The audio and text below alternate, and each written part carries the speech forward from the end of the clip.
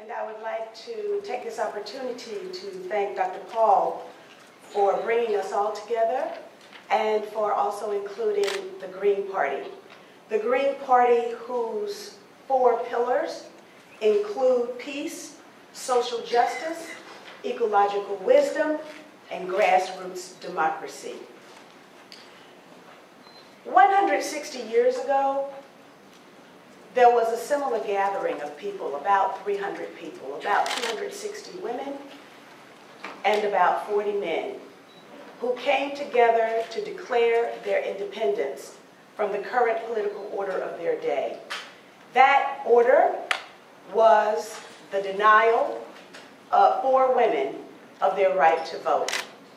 And it took 72 years of struggle and sacrifice, but those people who initiated that struggle overcame and women achieved the right to vote.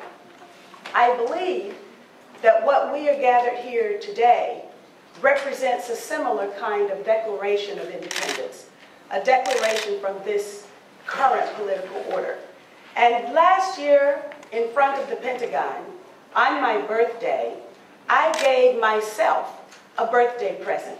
And that birthday present was my own personal declaration of independence.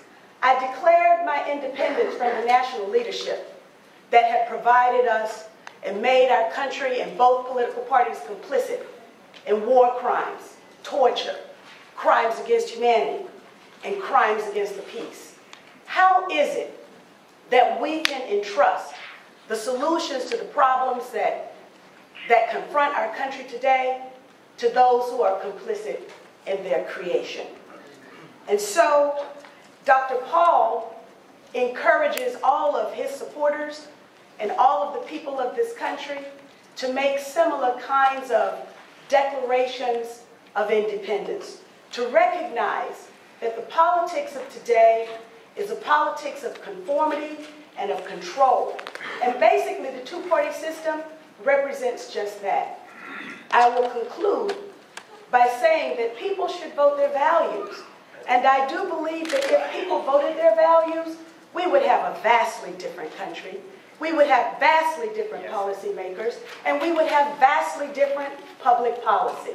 And let me just conclude by reminding you why it is that we engage in the political process at all anyway. It is so that we can have power over public policy. Dr. Martin Luther King Jr. reminded us that our struggle was not just so that the Negro in Mississippi could have the right to vote, but also so that the Negro in New York City had something for which to vote. That something for which to vote is public policy. And we engage in politics. Politics is the authoritative allocation of values in a society. I had to teach that to university students.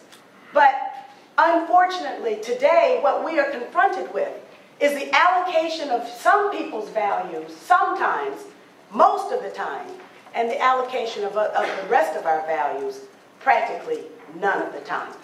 This is a circumstance that deserves the people of this country to vote their values and for all of us to declare our independence from this kind of a political order. Thank you.